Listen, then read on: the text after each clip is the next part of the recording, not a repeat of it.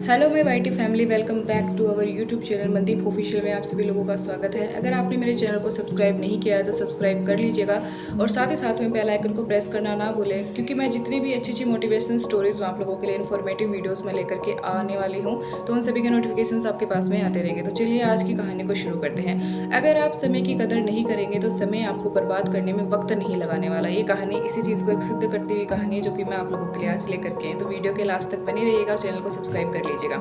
होता कुछ यूँ है कि एक बार एक आदमी होता है जो कि गरीब परिवार से होता है। उसकी शादी एक अच्छी महिला से करवा दी जाती है, क्योंकि हमारे यहाँ कहते हैं कि अगर पुरुष बिगड़ जाता है तो उसकी शादी करवा दो। तो वैसे ही होता है, वो शराब पीता है, बहुत ज़्यादा एक शराबी होता है। उसके माता पिता का देहांत उसकी शादी के 1 साल बाद ही हो जाता है। जो सारा परिवार का जो भार होता है वो उसकी बीवी पे आकर पड़ जाता है, क्योंकि वो खुद शराब पीता है, घरों के बाहर पड़ा रहता है और लोगों से बस बातचीत करना, उनके साथ खेल कूद करना और शाम को आकर के अपनी वाइफ को मारना, यही उसका काम होता है। इसके बाद उसकी जो वाइफ होती है वो बहुत ज़्यादा परेशान हो जाती है, लेकिन फिर भी वो उसका साथ नहीं छोड़ती, क्योंकि वो खुद एक निर्धन परिवार से होती है। अगर वो उसका साथ छोड़ दे तो अपने 2 बच्चों को लेकर के वो कहाँ जाए, ये सवाल उसके मन में बार बार आता रहता है और उसे परेशान करता है। इसके बाद में वह बहुत ज़्यादा सोचती है और घर घर जाकर के काम करना शुरू कर देती है, अपने बच्चों का पेट पालती है। अगर वह एक दिन भी काम पर नहीं जाए तो उसके बच्चे भूखे रहते हैं और उस आदमी को इस चीज़ से कोई भी फ़र्क नहीं पड़ता। वो अपने समय को बर्बाद करता है, लोगों से बातचीत करता है, शराब पीता है, उनके काम करवा देता है, लेकिन अपने घर को चलाने का काम नहीं करता है। वह शाम को आता है, फिर अपने वाइफ के साथ में मारपीट करता है।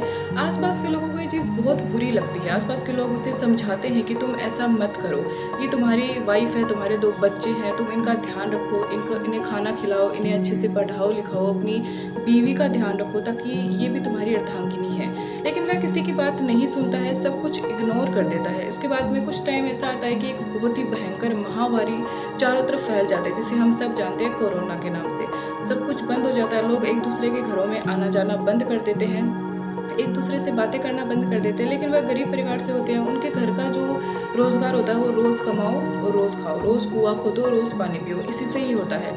लेकिन जैसे जैसे वक्त बीतता जाता है, लोग काम पे बुलाना बंद कर देते हैं, सभी को बीमारी का खतरा बढ़ने लगता है। फिर होता कुछ यूँ है कि उसका जो छोटा वाला जो लड़का रहता है वह बीमार पड़ जाता है, उसे कोरोना हो जाता है।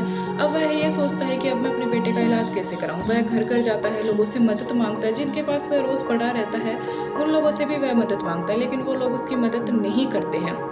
वो लोग उसे कहते हैं कि पहले हम जब तुम्हें समझा रहे थे कि तुम अपना कुछ करो, अपना करियर बनाओ, तब तुमने हमारी बात नहीं सुनी, और आज कोरोना के वक्त में जब हमारे पास भी पैसे नहीं है तो तुम हमारे पास पैसे मांगने के लिए क्यों आए हो, हमारे पास पैसा नहीं है तुम्हारे लिए। इसके बाद वह वहाँ से हताश निराश होकर चला जाता है। लेकिन उसकी जो वाइफ होती है, जो बीवी होती है, वो बाहर जाती है, लोगों से विनती करती है और कैसे ऐसे करके पैसे जुटा कर ले आती है। वो अपने बेटे को जल्दी से उठा करके गाँव के बाहर जो अस्पताल होता है उसके अंदर लेकर के जाता है। लेकिन डॉक्टर उसकी थोड़ी सी जाँच करने के बाद कहता है कि आपका बेटा मर चुका है, अगर आप इसे 5-10 घंटे पहले मेरे पास लेकर आते तो मैं इसे पक्का बचा लेता, लेकिन अभी मुझे दुखपूर्वक कहना पड़ रहा है कि आपका बेटा ज़िंदा नहीं है, आपने बहुत बड़ी गलती कर दी, आप इसे वक्त पर नहीं लेकर के आए। इसके बाद में उसकी बीवी भी उसे बहुत सारे उलाहने देती है, लेकिन उसके बाद उसे समझ आ जाता है कि काश मैंने अगर वक्त पे अगर सारे काम किए होते तो आज मुझे इतनी बड़ी समस्या का सामना नहीं करना पड़ता। अगर मैंने मेरे वक्त का सही इस्तेमाल किया होता, मैंने सब कुछ सही तरीके से किया होता, तो आज मेरा बेटा मेरे पास होता।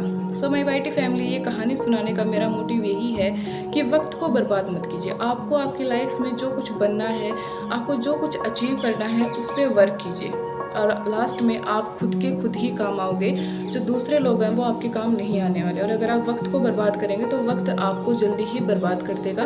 थोड़े दिनों के लिए आपको सब कुछ ठीक लगेगा, लेकिन उसके बाद में आपको बहुत बड़ी कीमत चुकानी पड़ेगी। आई होप आपको स्टोरी अच्छी लगी होगी और मैं चाहती हूँ आप इस स्टोरी पे बहुत सारे लाइक करो, बहुत सारे कमेंट्स करो और मुझे सब्सक्राइब कीजिए, क्योंकि मुझे आपके सपोर्ट की बहुत ज़्यादा ज़रूरत है। कम से कम मुझे 100 लाइक्स तो मिलने ही चाहिए, ताकि मैं खुद मोटिवेटेड रह सकूँ और आप लोगों के लिए अच्छी अच्छी स्टोरीज ला सकूँ। Thank you so much for watching this video. ऐसी स्टोरीज मैं आप लोगों के लिए लाती रहूँगी।